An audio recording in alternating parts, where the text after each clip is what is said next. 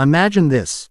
You finally land your dream job at one of the most powerful tech firms in the country, heart pounding with hope for your struggling family, only to be fired before lunch on day one, because the boss's daughter hated your faded blazer and worn-out shoes.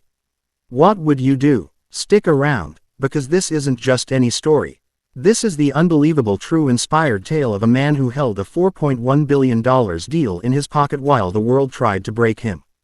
If you've ever been underestimated, judged, or knocked down for something as small as how you look, this one's going to hit you right in the chest. Hit that like button right now if you believe in second chances, and subscribe for more stories of ordinary people who refused to stay down. Let's dive in. Ethan Harper had always been the quiet engine in a noisy world. At 34, he carried the weight of 2 generations on his shoulders.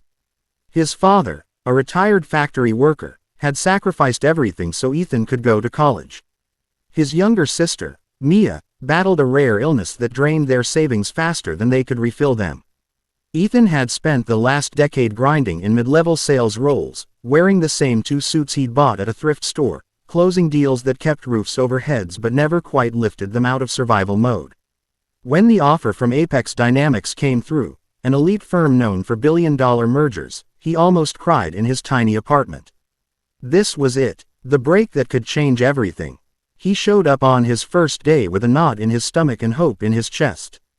The faded navy blazer from his college graduation hung a little loose after years of stress-eating ramen. His shoes, polished as best he could, still showed the scars of countless pavement miles.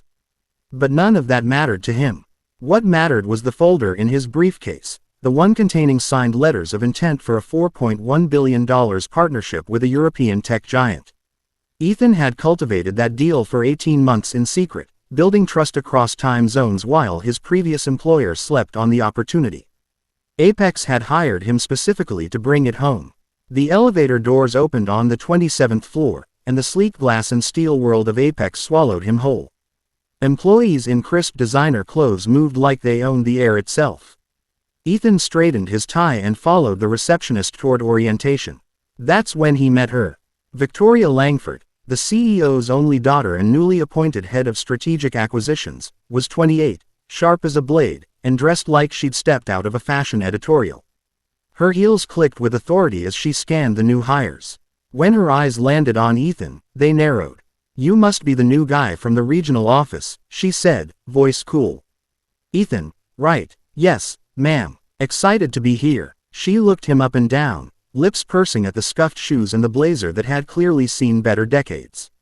"We have a certain standard at Apex, Ethan. Clients expect excellence in every detail. This," she gestured vaguely at his outfit, "this doesn't scream billion-dollar deals. Go home, change, or don't bother coming back." The room went silent. A few interns exchanged glances.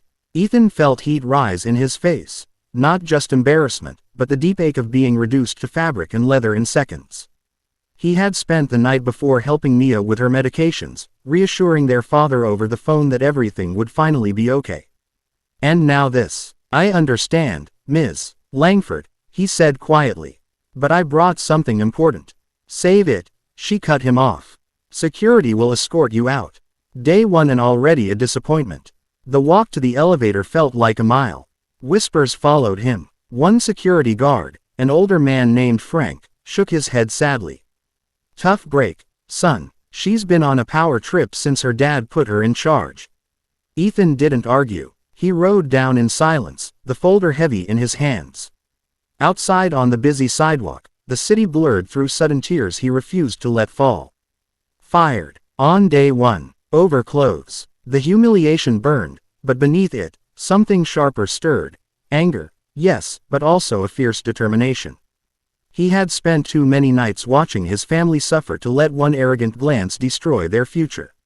He sat on a bench across the street from Apex Tower, watching employees stream in and out. His phone buzzed. It was his dad. "How's the first day, champ?" Ethan swallowed hard. "It's different than I expected, Dad. But I'm going to make it right." He opened the folder and stared at the signatures. The European partners had trusted him because he listened, because he showed up consistently, because he cared about the human side of business, not just the shine. Victoria Langford had no idea what she had just thrown away. 2 hours later, Ethan did something bold. He called the CEO directly, Richard Langford himself, using the emergency contact he'd been given during hiring. His voice was steady despite the storm inside. "Mr. Langford, this is Ethan Harper. I was terminated this morning by your daughter. Before you make any decisions, I need 10 minutes of your time. I'm holding a signed $4.1 billion acquisition framework that your team has been chasing for 2 years. I can walk away, or I can bring it to you. Your choice." There was a long pause. Then a low chuckle. "You've got guts, Harper. My office." Now, what followed was a whirlwind. Richard Langford, a self-made billionaire who still remembered his own humble beginnings, listened as Ethan laid out the deal. The numbers were flawless. The relationships were ironclad. Victoria stormed in midway, face flushed. "Dad," he showed up looking like he slept in his car. "We can't have that image." Richard raised a hand. "Victoria, image is important. But so is results. This man closed what our entire acquisitions team couldn't in 18 months. While you were busy judging shoes, he was building something real."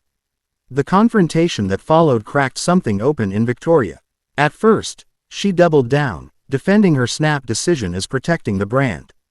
But as Ethan calmly explained his journey, late nights on buses to meet partners, skipping meals to afford international calls, the fear of losing his sister's health coverage, her posture softened. Tears welled in her eyes when Ethan mentioned sitting with Mia during chemo, promising her that one day their family wouldn't have to choose between medicine and rent. I didn't know," she whispered. "I saw the clothes and assumed. I'm sorry." Ethan met her gaze. "I've been judged my whole life for where I came from. But I never let it stop me from showing up. Maybe next time, we look a little deeper." Richard reinstated Ethan on the spot with a promotion and a substantial bonus. The deal closed 3 weeks later, transforming Apex and securing Ethan's family's future. Mia got access to cutting-edge treatment. His father finally retired with dignity. And Victoria, she began mentoring new hires personally, starting every orientation with the same story.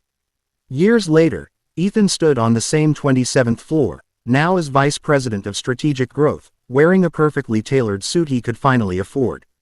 But he kept the old faded blazer in his office closet, a reminder. He and Victoria had become unlikely friends, bonded by that painful first day. She often joked that firing him was the best mistake she ever made. And that, my friends, is the power of resilience. No matter how dark the moment feels, no matter who tries to define you by your circumstances, your value isn't in the clothes on your back, it's in the fire in your heart and the work of your hands. Ethan's story reminds us that every setback can become a setup for something greater. If you're watching this right now and feeling judged or overlooked, know that your breakthrough might be one bold phone call, one more day of showing up, away. If this story moved you, smash that like button. Let's get this out to everyone who needs to hear it. Subscribe and turn on notifications because we're dropping more real, emotional stories every week that prove underdogs don't just survive, they rise. Drop a comment with your own story of being underestimated. I read every single one. Until next time, keep showing up as you are.